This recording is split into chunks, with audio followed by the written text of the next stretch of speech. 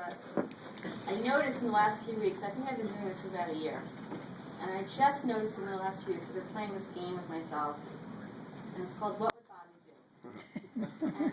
And I hear her voice if my kids are fighting and I want to hide in my room, or if someone calls to go help somebody or help the community in some way. I hear Babbi's voice constantly.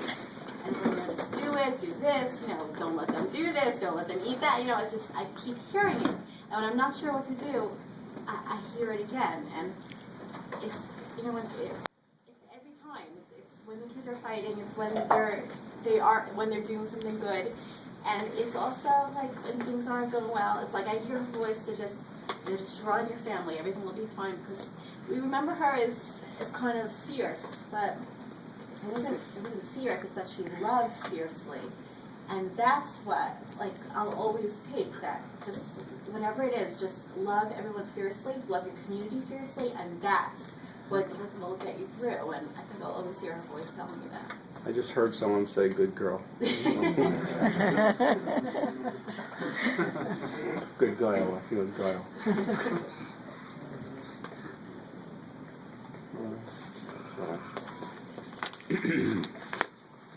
I have a little bit to say too. I just an opportunity to thank Babbi Rose for a couple of things she did for me.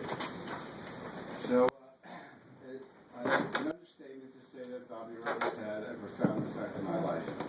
Most of the turning points in my life had her in the driver's seat, or at least in the back seat directing the action. Most of what defines me, I think, had Babbi Rose right in the thick of it. As we all know, it was Mom who put an abrupt end to my infatuation with that girl. It set the stage for me to marry Gail. The deal was sealed, though, several years before, when it was revealed that Babbi Bell always gave to whatever Babbi Rose was collecting for when she was on 54th Street going door to door. This relationship, like no other I can think of, was, and I still suspect, a match made in heaven. The 4 years Gail and I spent on the third floor of 1526 48th Street was a great transition period for both of us. Having completed my bachelor's, this was like a postgraduate degree in life. We witnessed Babbi Rose's incredible strength in the aftermath of Zeta Jaime's death, throwing herself totally into the performance of untold acts of chesed and communal work, her grief not always well hidden. And so, Mom, for Gail and for what followed, how can I ever thank you enough?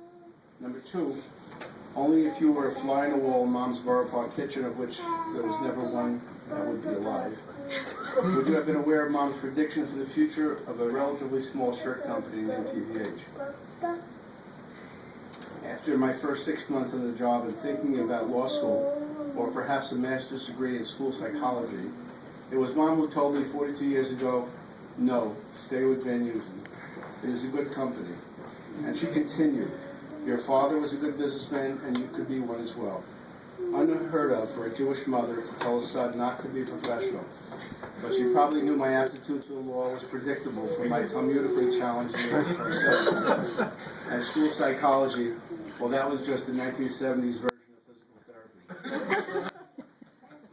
Mom's great advice, while I doubt measured up to Zeta Jaime's business acumen, you never knew how Zeta Jaime and perhaps an arrow lock opened the doors for me in my career.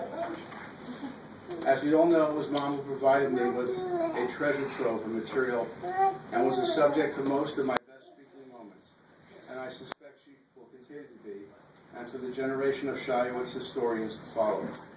While Mom was cloaked in an adorable, feisty, and sometimes in-your-face exterior, her core was one of innate wisdom, intelligence, and goodness.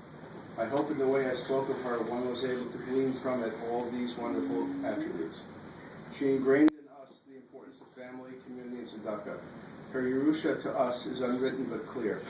A wonderful and tight-knit family, one devoid of strife, children and grandchildren who are involved and work for the community, and who seek out individuals and institutions in need, and great-grandchildren, all of whom attend or will attend yeshiva or day schools.